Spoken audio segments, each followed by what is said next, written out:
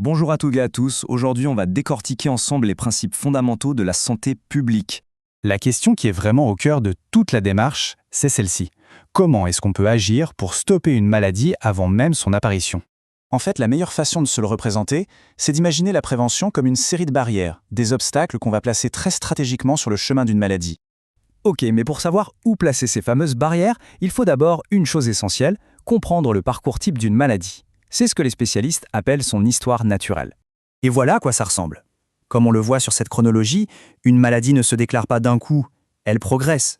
Tout commence par une phase dite préclinique, une phase silencieuse où il n'y a pas encore de symptômes, puis elle évolue vers une phase clinique, et là la maladie devient visible. Notre toute première ligne de défense, la barrière la plus solide qu'on puisse ériger, c'est la prévention primaire. Et elle intervient bien avant le moindre symptôme. L'objectif ici est radicalement simple. Il s'agit d'empêcher la maladie de s'installer.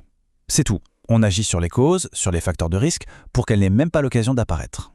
Et ces actions peuvent prendre plein de formes différentes. Ça peut être une décision très personnelle, comme choisir de ne pas fumer, ou alors une action collective à très grande échelle, comme des campagnes de vaccination ou des grands travaux pour assurer l'accès à l'eau potable.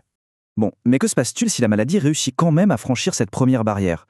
C'est justement là qu'intervient notre deuxième ligne de défense, la prévention secondaire. On se souvient de la chronologie?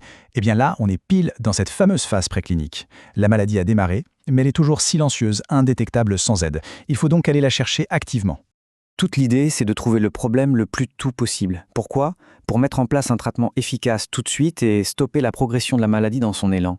On a tous en tête un exemple très concret, les tests de dépistage de la Covid-19.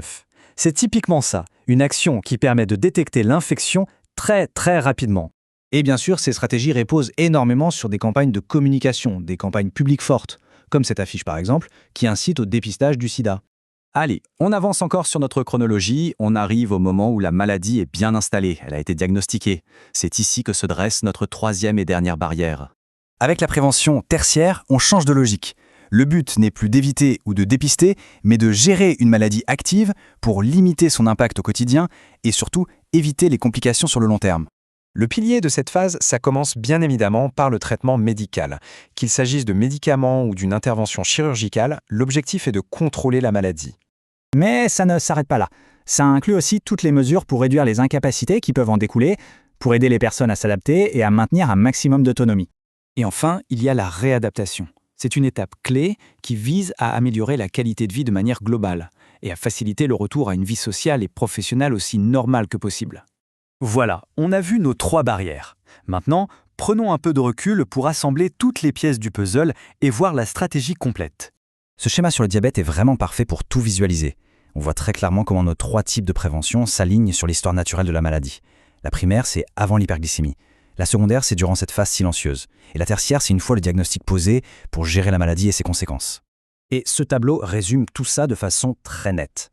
Ce qui est fascinant à observer, c'est comment la population cible change à chaque étape. Pour la prévention primaire, on s'adresse à des gens en bonne santé.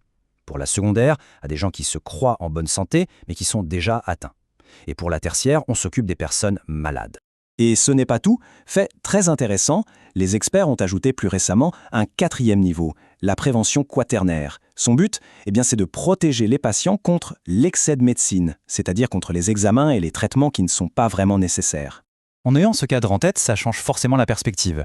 Un simple bilan de santé, une campagne de santé publique à la télé, tout ça prend un sens différent.